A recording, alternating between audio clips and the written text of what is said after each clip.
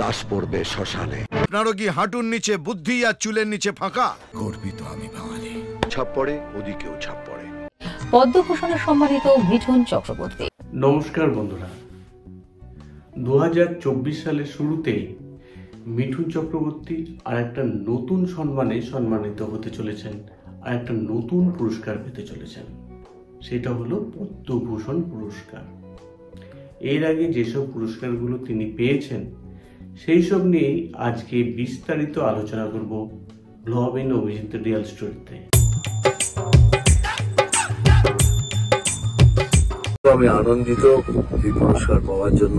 1976 সালে মুক্তি পায় মি গয়া।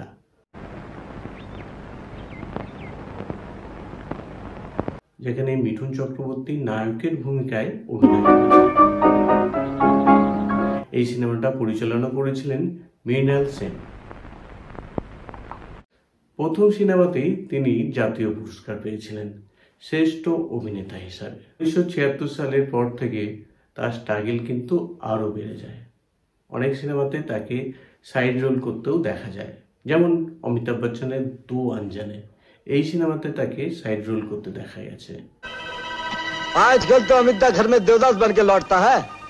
मारेगा तुम। ले हो अमित दा, पहले अपने घर की जगह।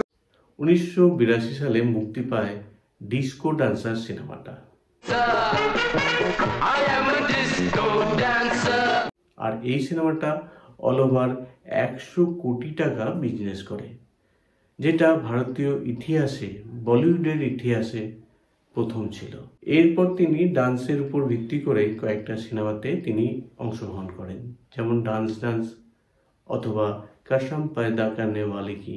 এইসব সিনেমাগুলো যেমন হিট করেছিল, তার একটা তকমাও লেগে গেছিল মিঠুন চক্রবর্তীর গায়ে। তিনি ডান্স ছাড়াও অন্য কিছু পারেন না, অর্থাৎ অভিনয় করতে পারেন না।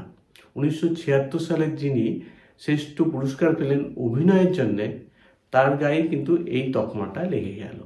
এই তকমা দূর করার জন্য মিঠুন চক্রবর্তী প্যার ঝুঁকতা নেই এই সিনেমাতে অভিনয় করে। সিনেমাটা সুপার ডুপার হিট হয়, আর মিঠুন চক্রবর্তীর অভিনয়ের সকলের ভালো লাগে। যাই হোক, ডান্স থেকে তিনি বেরিয়ে অভিনয় আবার যে পারদর্শী সেটা সকলকে দেখালেন। এরপর তিনি 1990 সালে পুরস্কার পান সহ অভিনেতা হিসাবে ফিল্মফেয়ারে। সিনেমাটার নাম ছিল অগ্নিপথ।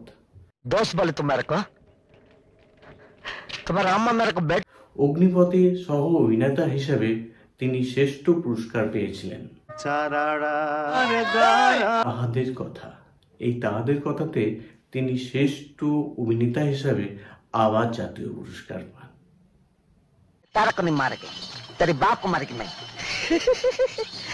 একজন অভিনেতা সব দিকে যদি পারদর্শী হয়, তাকেই কিন্তু সুপারস্টার বলা যায়।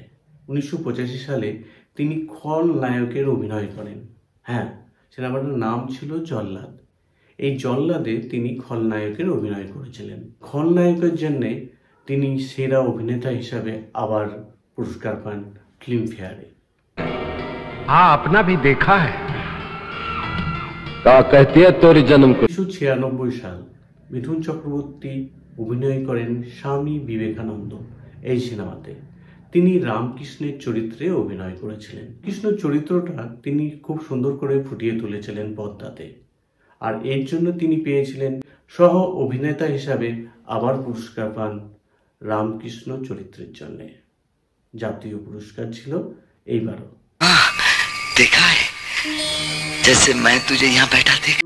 গত বছরের শুরুতেই প্রজাপতি মুক্তি পেয়েছিল, যেখানে দেব আর মিঠুন চক্রবর্তী জুটি বেঁধেছিলেন। নাম কি মা?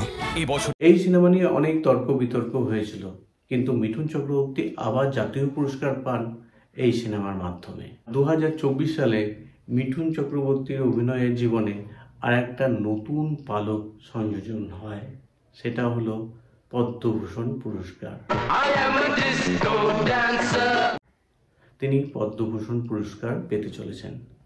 তার অভিনয় জীবনের এই স্বীকৃতিটা একটা বড় স্বীকৃতি।